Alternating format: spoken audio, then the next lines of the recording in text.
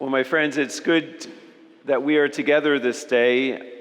I'm particularly humbled to end my first month of service, and it's fitting to end in this celebration of the Mass on this feast day with my Jesuit brothers, to reflect about what this day not just means for me or for them, but for all of us at a Jesuit university in the U.S.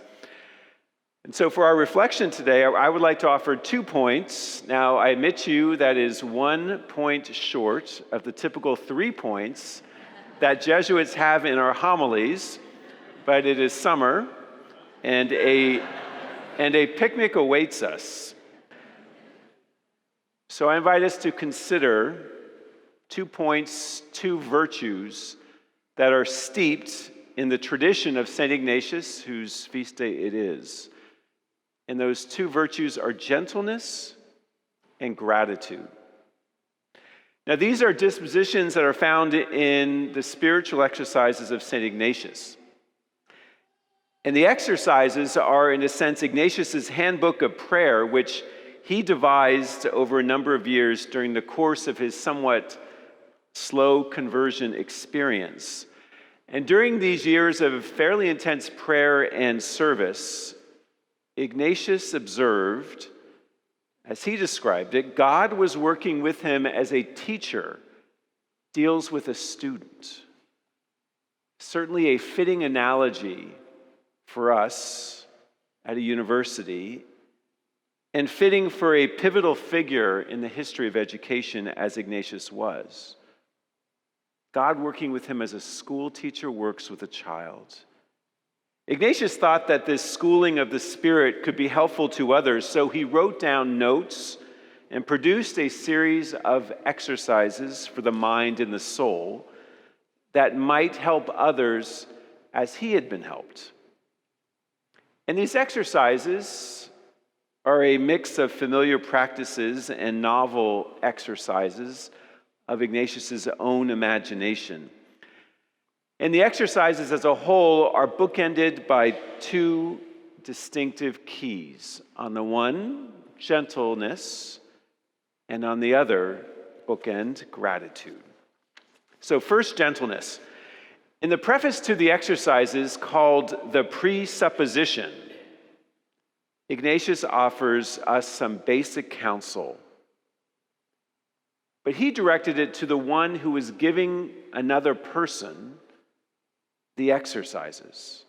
And to paraphrase, the counsel was simply this: do all you can to assume the goodwill of another and put a positive interpretation on what the other person is saying.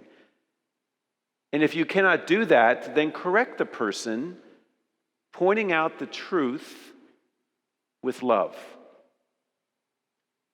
Now, why would Ignatius preface his spiritual exercises with this particular counsel, a presupposition of goodwill? Understand that the key to the spiritual exercises is the relationship between the one giving the spiritual exercises, the spiritual director, if you will, and the one making the retreat. And that relationship was above all to be one of encouragement. The guide was to direct or point the retreatant in a certain direction, trying to understand the heart and the mind of the person making the retreat, and trying to appreciate how God was active uniquely in their life. The director was not to get in the way between what God was doing with that person. The presupposition, or what the Jesuits have shorthanded as the plus sign, was to animate and fortify this helping relationship in the retreat between the director and the retreatant, as they both tried to discern the movement of the Holy Spirit. And in a sense, that relationship between the director and the retreatant was supposed to model God's relationship with each person. Direct, personal, helpful, and gentle. Scholars also surmise that another reason Ignatius proposed this rule at the beginning of the retreat was because he himself had been treated so poorly by the Inquisition courts before which he was hauled. Now, Inquisition courts are not known for their kindness and gentleness. But he had this experience of his goodwill being questioned. And while he was cleared by the Inquisition for his novel spiritual approach, he wanted his Jesuits and spiritual directors to be gentle. And by relation, brothers and sisters, he wanted all educators to be gentle in their approach, to assume the goodwill of one another. Gentleness. The other bookend of the retreat is gratitude. The retreat ends, the exercises end with something called the contemplation on the love of God. And here Ignatius defines love as the mutual communication between persons. Now, that sounds more clinical than poetic, but if you think about it, it is certainly in keeping with the presupposition of goodwill in the other. A mutual communication, a mutual sharing and of listening, a give and take founded in truth and in love. Like a good teacher should work with a student. Like an encouraging spiritual director should listen to a retreatant. Like a loving God labors with each of us. Seeing deeply with the eyes of the heart, we can appreciate how God labors in all things and in all people, all times and all places to help us. And that appreciation should inspire gratitude in everyone. And that gratitude should inspire, in Ignatius's thinking, the most beautiful and simple of offerings. Again, to paraphrase the last prayer of the exercises, Lord, take all that you have given me, every gift, and I just simply return it to you. I offer everything in service to you and other people. With your love and your graceful presence, I have enough. You see, the grateful person at the end of the retreat, the one who can make that prayer, is ready to, in a sense, emulate the one who lives the presupposition, the plus sign, to be a loving, gentle, encouraging, and helpful presence to others. Gratitude, gentleness. These movements of the exercises, I am convinced, resonate on any campus that calls itself Jesuit, or ought to at least. Imagine if we here were more gentle with one another, more willing to put the plus sign on another's words or actions.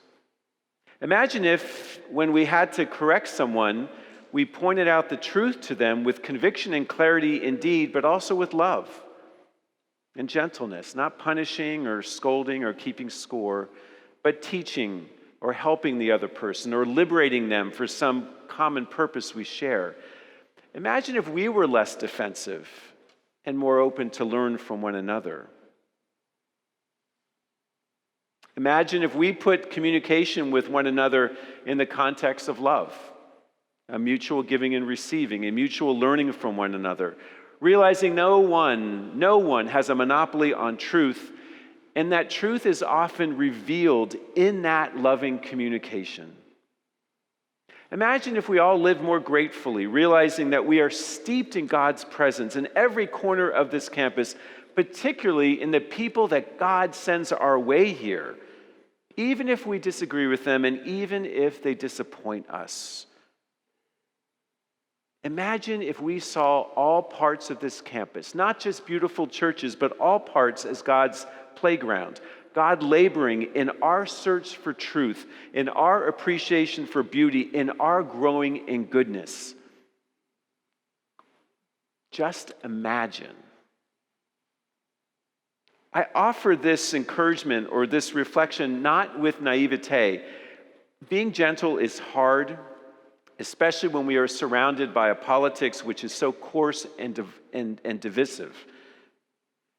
And I know being gentle takes patience, and speaking the truth with love requires boldness and clarity of conviction.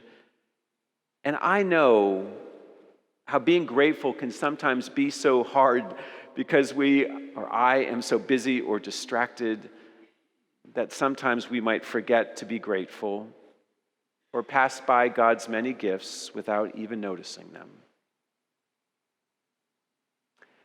Gentleness and gratitude is hard.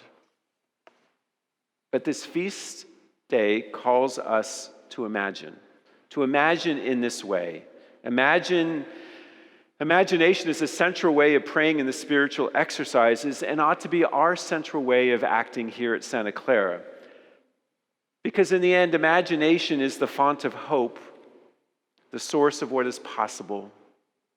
And hope breeds our own conversion, our own growing in faith, hope, and love. And the telltale fruit of any conversion, large or small, slow or fast, is so often gentleness and gratitude.